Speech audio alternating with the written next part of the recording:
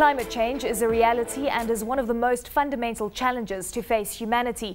Over the next 9 weeks, we'll be bringing you a series of in-depth discussions focusing on the lead-up to the UN conference of the parties, also known as COP17. We take a look at the drivers of climate change as well as what Africa can do to be part of a sustainable solution.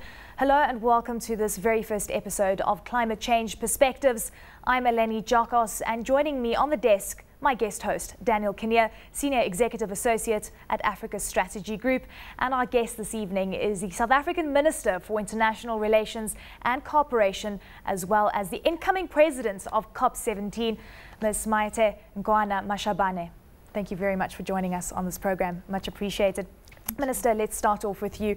You've just returned from Panama. You've held several meetings with key stakeholders when it comes to climate change. Tell us about the progress that you've seen thus far, and are we on the right track leading up to COP17?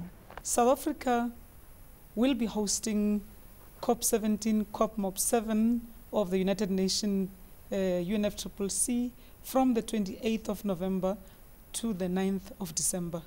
We believe that as incoming president of COP17, COP7, we are doing our best to make sure that the outcomes of this very important conference would be balanced, comprehensive, but also realistic, that we do not disappoint the global community, because we really have run out of time.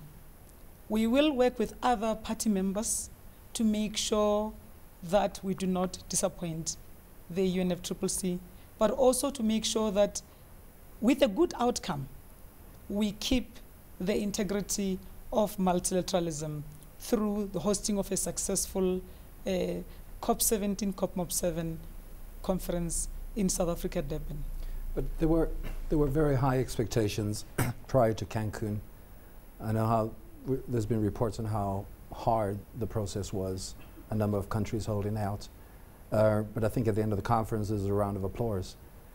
But when that fell on your presidency, and having just come back from Cancun, do you feel we've moved? Do you think there's not only around the issues of the financial instruments or the issue of regulation or achieving your targets? Is there political will, Minister? Because that's probably one of the biggest challenges given the current situation globally. This is going to be the 17th Conference of Parties, but also the 7th meeting of Kyoto Protocol signatories.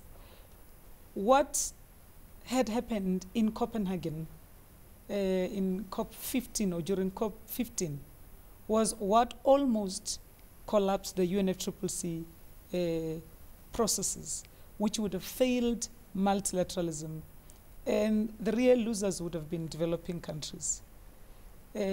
What saved Copenhagen and multilateralism under UNFCCC was the accord. The accord gave us a little bit of a glimpse of hope, but trust was almost gone. By the time we reached Cancun during COP16, the trust was really so minimal that whatever outcomes we're going to get out of Cancun, we're going to give some fillip of trust, which it did.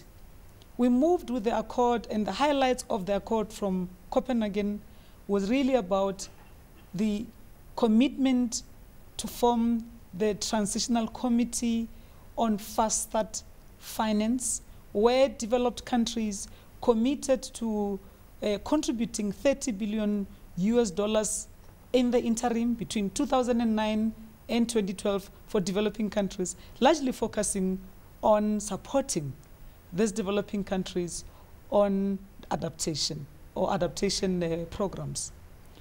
Moving towards Cancun and the outcomes of Cancun that helped us rekindle that trust. A lot of political issues which need political leadership were avoided.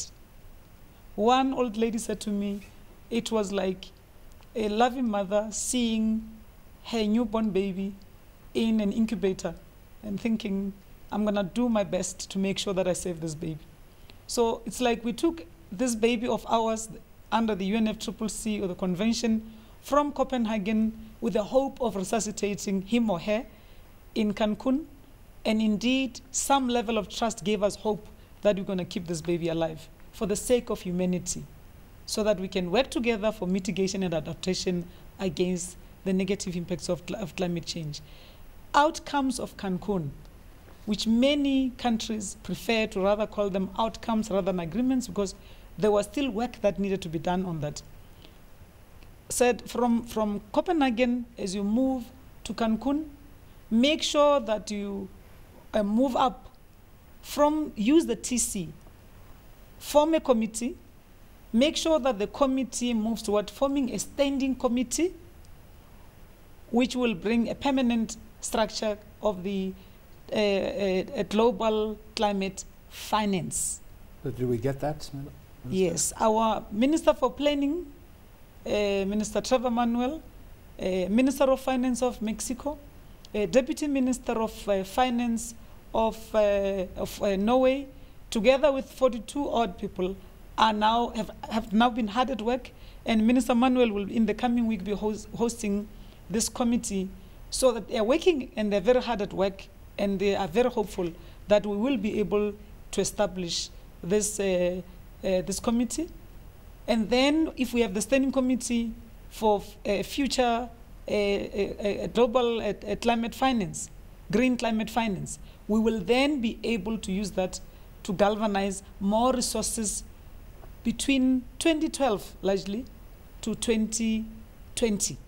And then we shall review progress then. Now, key outcomes of Cancun is operationalize on the green climate finance, operationalize on adaptation, not only adaptation framework, but adaptation committee, because that's very important, as Eleni had said, for African countries. Adaptation that will help us bring about food security, but also work with developing countries for support in adaptation, looking at issues around finance and technology that will help them to adapt more. So these are some of the key elements of the outcome of Cancun, which we are to keep working on and be able to report positively in Durban. Key outcomes for Durban is 1, operationalize on outcomes of Cancun. 2, deal with the outstanding political issues that have to do with the Bali roadmap and action plan. Primary and key on that is the commitment to the second Kyoto Protocol, second commitment to the Kyoto Protocol, linked to what many other countries are saying should be the discussion around the future framework. With regards to Kyoto Protocol, I'm really glad that you mentioned it. Yes. Looking at the success and the failure thereof, Yeah. we know that a lot of developed nations, big developed nations, are not actually part of the Kyoto Protocol. How likely is it that we could actually see a fundamental shift in its current form, and is it going to start ensuring that we have a go-ahead not only from Africa and the emerging market space, but also from the developed nations? Well, as the incoming COP president, working in this environment of the UNFCCC, I've learned quick that as much as you are expected to be a driver, you are not a determinant on the outcome. It's a party-driven process. So whatever outcome must be agreed upon by the 194 party members, big and small. So it's a PDP, party-driven process. That what makes it very democratic, but also very complex. Do you think that there so is an so what I'm appetite? trying to say to you, Eleni, is that even when we signed on the first Kyoto Protocol, as you rightfully said, not all countries signed on that. But that's why during the Bali, there was this a process wherein you had an Annex 1 and non-Annex 1 parties. So that those who have not signed in, they also still have to find a way to commit into the mitigation efforts. So they do have a space as long as they show their commitment, because we are all signatories of the UNFCCC, but we are all not signatories of the Kyoto Protocol. But even those who are not signatories of the Kyoto Protocol, there was space created for them, and that's why we talk of the Bali Action Plan, that we need to move into the second commitment, wherein even non-Kyoto signatories should continue playing their positive role as long as we have got a means to measure, verify their efforts, and they can be transparency in what they do. But, Minister, you know, I can imagine that Durban could be the graveyard of the Kyoto Protocol.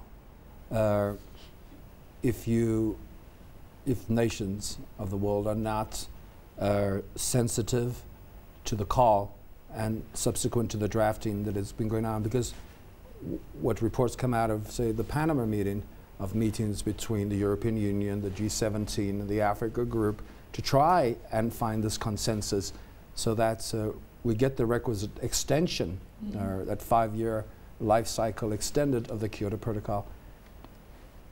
How are you convinced that the Kyoto Protocol would not lay its head down in Durban? Well, Daniel, what I had in Panama, I've had an opportunity to meet with all the chairs of all the regions, singularly and collectively. And what I was picking up were very positive vibes that party members are prepared to do the give and take, which is very much part of the culture of the UNFCCC process. So the word graveyard, I haven't heard that.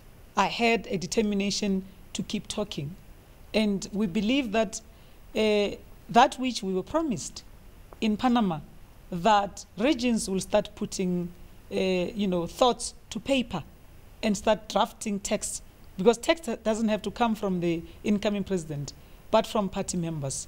When we left Panama, they said they were going to start drafting, and we shall have access to the drafts at the next pre-COB ministerial meeting, which I'll be hosting in Cape Town on the 20th and 21st of October.